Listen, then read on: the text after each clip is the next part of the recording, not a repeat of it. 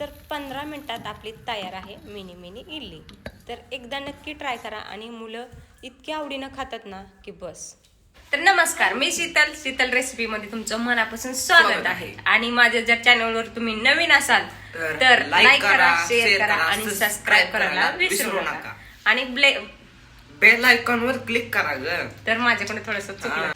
तर चला त्यासाठी आपण साहित्य बघू. तर आपलं साहित्य फक्त एवढंच आहे. हे आहे इडलीचं बॅटर. तर सकाळच्याला मुलं काय करतात की नाश्ता वगैरे करायला दिला की खात नाहीत. मग आपण त्यांच्या मागं लागतो खा म्हणून, पण खात नाही. तर जर तुम्ही अशी मिनी मिनी इडली करून दिली ना तर ती मागू मागू खातील. तर त्यासाठी गॅस पेटवला आणि हे घेतलं आपलं आप्पे पात्र. तर बस ह्याच्यात थोडंसं तेल टाकून घ्यायचं आणि मस्तपैकी असं फिरवून मी ह्याच्यावरती गरम व्हायला ठेवते. तर बघा आता गरम झालेलं आहे.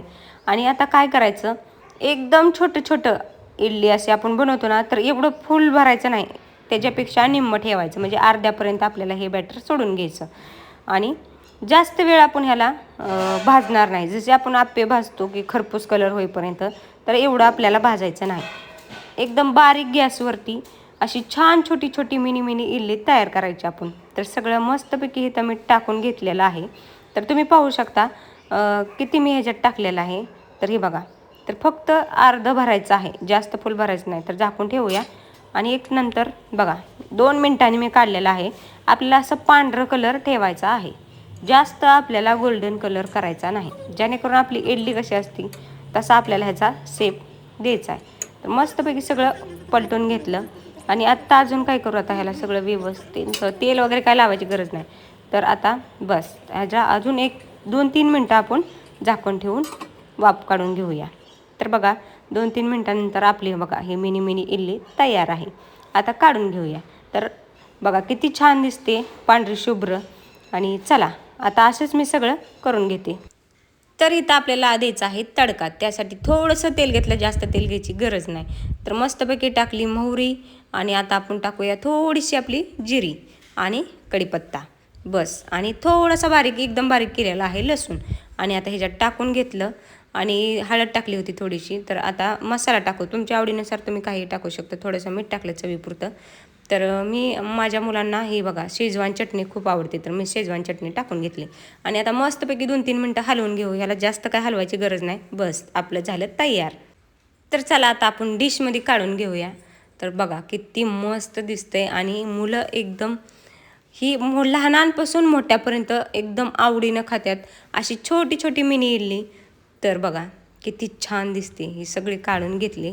आणि दिसायला तुम्ही पाहू शकता किती मस्त दिसते. आणि लय जास्त आपल्याला टायमिंग लागत नाही. आणि थोडीशी टाकू वरनं कोथिंबीर. तर अजून थोडीशी कोथिंबीर टाकते मी. तर बघा किती छान दिसते. अशी आपल्या मुलांना करून दिली ना तर मुलं मागू मागू खातील आवडीनं ती पण. तर चला कशी वाटली कमेंट करून सांगा.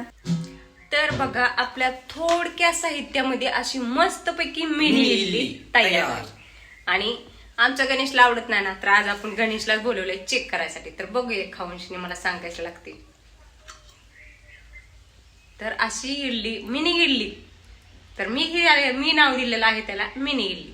आपली मोठी इडली असती कसं आहे लय भारी.